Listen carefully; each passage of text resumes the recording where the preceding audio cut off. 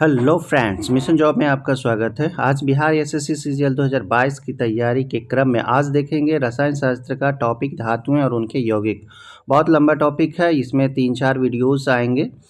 पहला प्रश्न है, कैल्शियम धातु के निष्कर्षण में कैल्शियम फ्लोराइड मिलाया जाता है क्योंकि यह द्रव्यमांक घटाता है, जल शोषक का काम करता है, वह ऑक्सीकारक का काम करता है, कैल्शियम क्लोराइड को विद्युत अपघटय बनाता है। क्वेश्चन नंबर 1 का सही जवाब ए हो जाएगा। यह द्रव्यमांक घटाता है। कैल्शियम धातु के निष्कर्षण में जो कैल्शियम फ्लोराइड मिलाया जाता है द्रव्यमांक को घटाता है। क्वेश्चन नंबर दूसरा देखेंगे, प्लास्टर ऑफ पेरिस का रसायन सूत्र क्या है। प्लास्टर ऑफ पेरिस, ध्यान से देखें, CaSO4 5H2O 2 CaSO4 H2O CaSO4 into 12H2O CaSO4 MgO। इसका सही जवाब बी हो जाएगा, CaSO4 H2O हो जाएगा। प्लास्टर ऑफ पेरिस का रासायनिक सूत्र, क्वेश्चन नंबर 2 का बी सही जवाब। क्वेश्चन नंबर तीसरा देखें, निम्नलिखित में संगमरमर का रासायनिक सूत्र क्या है। ए CaCO3, बी CaSO4, सी MgSO4, D CaCl2। Question number 3 का सही जवाब ए हो जाएगा, CaCO3। कैल्शियम कार्बोनेट संगमरमर का रासायनिक सूत्र होता है। दोस्तों, अभी तक आपने सब्सक्राइब नहीं किया है तो चैनल को सब्सक्राइब कर नोटिफिकेशन को ऑन कर लें ताकि नए नए वीडियो की जानकारी आपको पहले मिल सके। रोजाना जो 25 प्रश्नों का सीरीज चल रहा है वो आपको पहले पहुंच सके। क्वेश्चन नंबर चौथा है, विरंजक चूर्ण का रासायनिक सूत्र क्या होता है। ए CaOCl, बी CaOCl2, सी CaOCl3, D CaOCl4। Question number 4 का सही जवाब हो जाएगा आपका बी CaOCl2। विरंजक चूर्ण का रासायनिक सूत्र जो होता है CaOCl2 होता है, बी आपका सही जवाब हो जाएगा। 25 प्रश्नों का सीजीएल की तैयारी के क्रम में सिलेबस के अनुसार विज्ञान के जो 25 प्रश्न पूछे जाते हैं उसको एक टेस्ट सीरीज के रूप में यहाँ चलाया जा रहा है। क्वेश्चन नंबर 5 कहता है, बिना बुझे चूने का रासायनिक नाम क्या होता है। ऑप्शन से देखें, A calcium chloride, B calcium oxide, C calcium carbonate, D calcium hydroxide. तो क्वेश्चन है बिना बुझे चूने का रासायनिक नाम, तो इसका सही जवाब हो जाएगा बी कैल्शियम ऑक्साइड। 25 प्रश्नों का जो सेट दिया जा रहा है लुसेंट बुक से दिया जा रहा है, लुसेंट का सामान्य विज्ञान, और उससे टॉपिक वाइज आपको कराई जा रही है तैयारी। आप प्लेलिस्ट में जाके लुसेंट बुक नाम से जो सेव किया हुआ है उसमें आप देख सकते हैं। क्वेश्चन नंबर 6 है, शल्य क्रिया में पट्टियों के रूप में प्रयोग किया जाता है। क्वेश्चन सही से देखें, समझें, उसके बाद ऑप्शन से देख लें। A calcium sulphate, B calcium chloride, C aluminium sulphate और डी कैल्शियम फॉस्फेट। इसका सही जवाब कैल्शियम सल्फेट हो जाएगा। शल्य क्रिया में जो पट्टियों के रूप में प्रयोग किया जाता है कैल्शियम सल्फेट होता है, ए आपका सही जवाब है। 25 प्रश्नों का यह जो सीरीज चल रहा है इसका आप प्लेलिस्ट में देख सकते हैं, यह 25वां अंक है। आप सभी प्रश्नों को देख सकते हैं, बेहद इंपॉर्टेंट प्रश्न है। क्वेश्चन नंबर 7 कहता है, प्लास्टर ऑफ पेरिस का रासायनिक नाम क्या है। A calcium chloride, B calcium nitrate, C calcium sulphate hydrate और डी कहता है calcium sulphate hemihydrate. Question number 7 का सही जवाब अगर आप देखें तो सी हो जाएगा, कैल्शियम सल्फेट हाइड्रेट होता है प्लास्टर ऑफ पेरिस का रासायनिक नाम। दोस्तों, सीरीज को आप जरूर देखें, बेहद इंपॉर्टेंट प्रश्न। इसमें एक लुसेंट क्यों पढ़ें नाम का विश्लेषण दिया हुआ है, उसमें विश्लेषण किया है कि कौन से प्रश्न कहाँ से लिए गए हैं, क्यों लिए गए हैं, क्यों लुसेंट की तैयारी करें।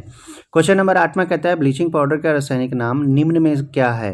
ए calcium hypochlorite, B sodium bicarbonate, C calcium hydroxide, D calcium carbonate. तो ब्लीचिंग पाउडर का जो रासायनिक नाम होता है वो ए कैल्शियम हाइपोक्लोराइट कहलाता है। क्वेश्चन नंबर 8 का सही जवाब ए हो जाएगा, कैल्शियम हाइपोक्लोराइट। तो दोस्तों, लुसेंट क्यों पढ़ें ये विश्लेषण आप जरूर देखें, इससे आपको साफ पता चलेगा कितनी तैयारी है। क्वेश्चन नंबर 9 कहता है, डॉक्टर, चित्रकार, शिल्पकार आदि के द्वारा प्रयोग किया जाने वाले कैल्शियम सल्फेट का लोकप्रिय नाम है। A lime of soda, B potassium permanganate, C gypsum, D plaster of Paris. Question number 9 का सही जवाब डी हो जाएगा, प्लास्टर ऑफ पेरिस। डॉक्टर, चित्रकार, शिल्पकार आदि के द्वारा जो प्रयोग किया जाता है कैल्शियम सल्फेट, उसका नाम प्लास्टर ऑफ पेरिस होता है। आप भी नाम जानते होंगे, बेहद इंपॉर्टेंट प्रश्न है और परीक्षाओं में पूछे जाने वाले जो प्रश्न होते हैं वो ही यहाँ पे उठाए गए हैं। क्वेश्चन नंबर 10, एस्बेस्टस नामक पदार्थ किससे बनाए जाते हैं। एस्बेस्टस जो पदार्थ होते हैं वो आग में नहीं जलते हैं और इसे बनाया जाता है। पहले आप ऑप्शन देख लें, कैल्शियम और मैग्नीशियम, बी कहता है तांबा, जिंक और मैग्नीज, सी कहता है सीसा और लोहा, डी कहता है कैल्शियम और जिंक। क्वेश्चन नंबर 10 का सही जवाब अगर आप देखें तो आपका जवाब हो जाएगा ए कैल्शियम और मैग्नीशियम। कैल्शियम और मैग्नीशियम नामक तत्व से एस्बेस्टस पदार्थ बनाया जाता है। यह सीरीज बेहद इंपॉर्टेंट है। सामान्य विज्ञान लूसेंट का सभी परीक्षाओं में, चाहे वो बीएसएससी सीजीएल हो, बीपीएससी हो, बिहार एसआई हो या फिर ग्रुप डी हो, सभी में बेहद इंपॉर्टेंट है। क्वेश्चन नंबर 11 कहता है निम्न में से किस खनिज द्वारा लोहा प्राप्त किया जाता है? ए चूने के पत्थर से, बी पिंच ब्लेड, सी मोनाजाइट रेत, डी हेमाटाइट। क्वेश्चन नंबर 11 का सही जवाब हेमेटाइट हो जाएगा। खनिज जो हेमेटाइट है वो उससे लोहा प्राप्त किया जाता है। दोस्तों, अगर आप क्वेश्चन बैंक देखे होंगे सभी परीक्षाओं का तो आप इसे ज़रूर देखें। इससे आपको पता चल जाएगा कि कौन सा प्रश्न कहाँ से पूछा जाता है। क्वेश्चन नंबर 12 कहता है निम्न में से कौन सा तत्व हीमोग्लोबिन में उपस्थित होता है? ऑप्शंस आप देखें, ए लोहा, B copper, C nickel, D cobalt. Question number 12 का सही जवाब ए हो जाएगा, लोहा। हीमोग्लोबिन में लोहा नामक तत्व पाया जाता है। याद रखें इस चीज़ को, बेहद इंपॉर्टेंट है। दोस्तों, लाइक और कमेंट जरूर करें। कमेंट कर हमें इम्प्रूव कैसे करें, इसमें क्या खामियां हैं, जरूर हमें बताएं। क्वेश्चन नंबर 13 कहता है निम्न में से किससे टेप रिकॉर्डर टेप लेपित होती है? क्वेश्चंस आप ध्यान से देखें, बेहद इंपॉर्टेंट प्रश्न होते हैं। आप एक एक प्रश्न को ध्यान से देखें, समझें, उसके बाद इसका आंसर जानने का प्रयास करें। ए कहता है नीला थोथा, बी कहता है फेरोमैग्नेटिक चूर्ण, सी कहता है जिंक ऑक्साइड, डी कहता है पारा। क्वेश्चन नंबर 13 का सही जवाब बी हो जाएगा, फेरोमैग्नेटिक चूर्ण जो होता है वो टेप रिकॉर्डर का टेप लेपित किया जाता है इससे। क्वेश्चन नंबर 13 का सही जवाब बी हो जाएगा। क्वेश्चन नंबर 14 देखेंगे, निम्न में से कौन सी धातु अमलगम नहीं बनाती है? ए सोडियम, बी पोटेशियम, सी तांबा, डी लोहा। अमलगम जो होता है वो डी लोहा नहीं बनाता है। दोस्तों, कमेंट जरूर करें। कमेंट करने से हमें यह पता चलता है कि वीडियो कैसा बना और हम जो प्रयास कर रहे हैं वो आपके लिए उपयुक्त है अथवा नहीं, इसे ज़रूर बताएं। क्वेश्चन नंबर 14 हो गया। क्वेश्चन नंबर 15 देखेंगे। क्वेश्चन नंबर 15 कहता है अनीमिया किस तत्व की कमी के कारण होता है? ए तांबा, बी लोहा, C calcium, D magnesium. Question number 15 का सही जवाब बी हो जाएगा, लोहा। अनीमिया जो होता है वो लोहा की कमी से होता है। लोहा कहाँ पाए जाते हैं? हरे सब्जियों में पाए जाते हैं, खासकर पालक में। याद रखें, अनीमिया यानी कि खून की कमी जिसे हम लोग कह सकते हैं, उसमें वो जो रोग होता है वो लोहा की कमी के कारण होता है। क्वेश्चन नंबर 16 देखेंगे, निम्न में किस धातु की अधिक मात्रा की उपस्थिति के कारण मनुष्य को सिड्रोसिस बीमारी हो जाती है? सिड्रोसिस बीमारी याद रखना है। क्वेश्चन नंबर 16 का ऑप्शंस आप देखें, ए लोहा, बी तांबा, C sodium, D potassium. Question number 16 का सही जवाब लोहा हो जाएगा। लोहा जो होता है मनुष्य में अधिकता के कारण सिड्रोसिस बीमारी होती है, अधिकता के कारण, और कमी होता है तो एनीमिया। याद रखना है दोनों प्रश्नों को, बेहद इंपॉर्टेंट। क्वेश्चन नंबर 17, पृथ्वी के गर्भ में दूसरा सबसे ज़्यादा पाए जाने वाला धातु कौन सा है? तत्व में भी धातु, ध्यान याद रखना है यह इस चीज़ को। ए कहता है लोहा, बी कहता है एल्युमिनियम, सी कहता है तांबा और डी कहता है जस्ता। अगर अधिक की बात हो तो एल्युमिनियम हो जाएगा और दूसरा सबसे ज़्यादा धातु की अगर बात हो तो लोहा हो जाएगा। याद रखना है, ए आंसर आपका सही हो जाएगा, लोहा, लौह धातु। क्वेश्चन नंबर 17 समाप्त हो चुका है। क्वेश्चन नंबर 18 हम लोग देखेंगे, लोहे में जंग लगने से बना पदार्थ क्या कहलाता है? लोहे में जंग लगने से बना पदार्थ क्या कहलाता है? A ferric oxide, B calcium chloride, C sodium chloride और डी फेरिक और फेरस ऑक्साइड। ये हैं चार ऑप्शंस आपके। क्वेश्चन नंबर 18 का सही जवाब हो जाएगा डी फेरिक और फेरस ऑक्साइड, इसका सही जवाब हो जाएगा। लोहे में जो जंग लगता है और जंग लगने के बाद उसे हम लोग फेरिक और फेरस ऑक्साइड कहते हैं।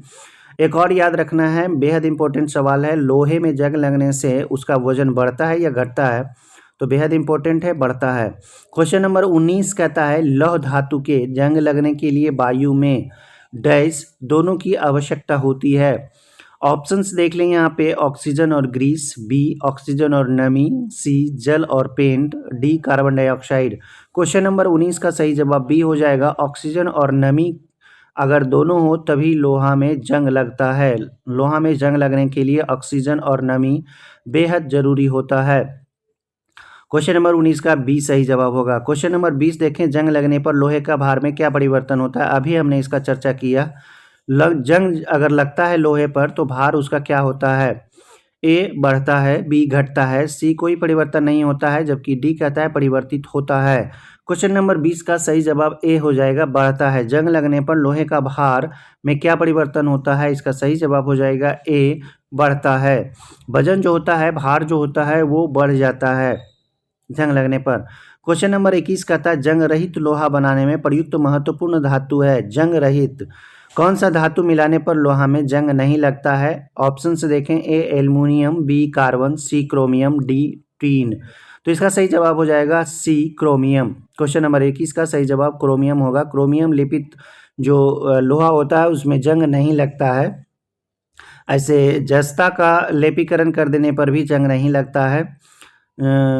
उसके बाद 21 के बाद 22 नंबर सवाल देखेंगे। निम्नलिखित में से लोहे का शुद्धतम रूप कौन सा है?